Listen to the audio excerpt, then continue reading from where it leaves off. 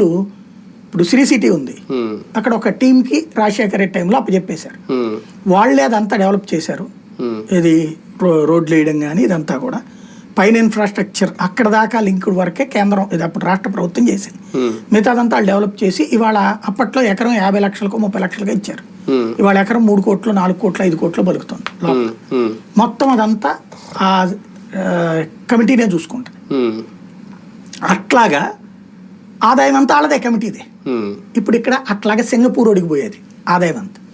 Singapore ఒడిగిపోతుందంటే consortium, అదేంటి ప్రభుత్వాన్ని కాదు, మళ్ళీ అదొక పచ్చి అబద్ధం. కన్సార్టియం అక్కడ ఉన్నటువంటి ఈశ్వరంతో పాటు కొన్ని సంస్థలు కలిసి అది డెవలపింగ్ మోడ్లో తీసుకుని వాళ్ళు అమ్మి పెట్టి లాభాలు సంపాదించుకున్నాక ఎవరికి ఇచ్చుకుంటారు, అయ్యి పెద్ద ఇష్యూ.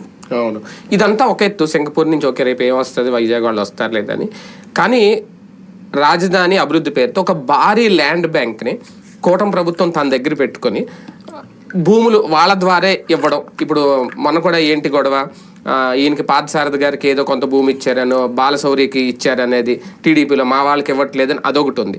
అలాగే చిన్న చితకా వాళ్ళకి కూడా ల్యాండ్లు ఇవ్వడానికి, లేదంటే పరిశ్రమలకు ల్యాండ్లు ఇవ్వాలంటే మా దగ్గర భారీ ల్యాండ్ బ్యాంక్ ఉంది అని చూపించుకోవడానికో, ఇదంతా బ్లాక్ చేసి ఎదుగుతున్న రియల్ ఎస్టేట్ని తొక్కేశారా, లేదంటే ఇదే రేపొద్దున్న ఇంత ల్యాండ్ బ్యాంక్ ఉండడం వల్లే ఆంధ్రప్రదేశ్ అభివృద్ధికి ఉపయోగపడుతుందా? ఇక్కడ 2 కాన్సెప్ట్లు అండి. అందినంత దోచుకోనా లేకపోతే ఆంధ్ర అభివృద్ధి, ఈ 2 ఎవ్వడూ ఆలోచించట్లేదు.